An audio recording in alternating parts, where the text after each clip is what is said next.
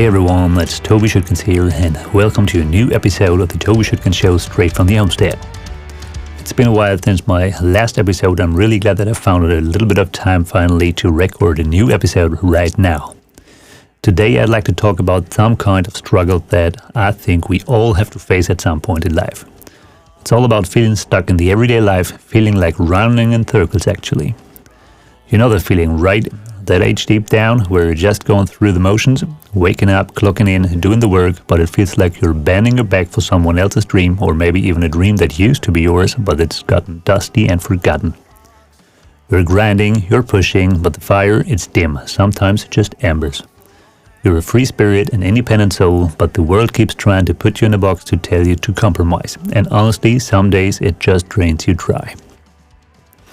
Trust me, I get it. I lived it. For years I was a farrier and I still am. Hard work, honest work, but eventually it became the same grind. I was out there day in and day out, feeling the deep disconnect. That voice inside, that uncontrollable spirit, was getting quieter and quieter. Don't get me wrong, there has been a time I was really passionate about trimming and shoeing horses' feet, but it has never been my first choice. I'm a horse trainer actually, and doing farrier work helped me through really tough times. But I don't want to dive deep here on my personal history. I just want to give you some kind of context where I came from and what brought me to the point where I really had to overthink some stuff.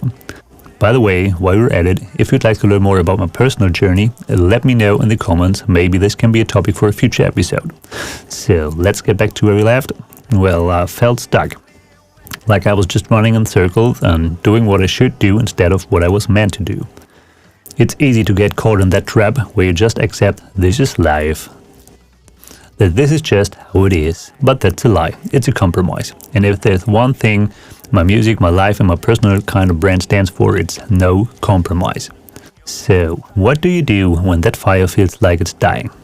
A lot of people might tell you just push harder, work more hours, or just be grateful. But that's like trying to fill a bucket with a hole in it. You can pour all you want, but it's never gonna be full. Instead, I want you to think about something different. What if the solution isn't to work harder, but to reconnect with what truly ignites you? To remember that raw power, that untamed spirit that's still inside you, even if it's buried in the layers of daily grind. It's not about quitting everything tomorrow and running off to the mountain unless that's your call. It's about small, deliberate acts of defiance against the darkness. It's about tending to the spark. Think about what truly makes you feel alive. For me, it was always music, doing something creative. It was that feeling of creating something raw and real. It was getting back to the fire within. What is that for you? Is it creating something with your hands? Is it exploring? Is it learning something new just for the pure joy of it? This isn't just some kind of self-help talk. This is about being built to burn. This is about embracing the rough around the edges part of yourself. It's about rejecting the fakes, the games and the compromises the world tries to force on you. My music, songs like Ain't It a Wonderful Day, they're hymns for breaking out. Therefore, when you realize you're tired of running in circles and you're ready to choose a new way, it's about saying, this is my day to break out and truly owning it. It's about finding the truth, that authenticity, that homestead spirit within you. The one that knows how to build, how to create, how to stand strong against the elements. I'm still far away from making a living from my music, and it still might take a while until I can finally replace hammer and anvil by guitar and microphone. But that idea alone gives me so much more power, like there's some kind of light at the end of the tunnel, or like a North Star I can head towards. There really is so much work to do, my horse business on the one hand and everything music related on the other hand, but it actually doesn't feel like hard work anymore. It's a process, a journey for sure, but seeing that clear path on shifting from the pain towards the joy gives me lots of energy to relentlessly keep going.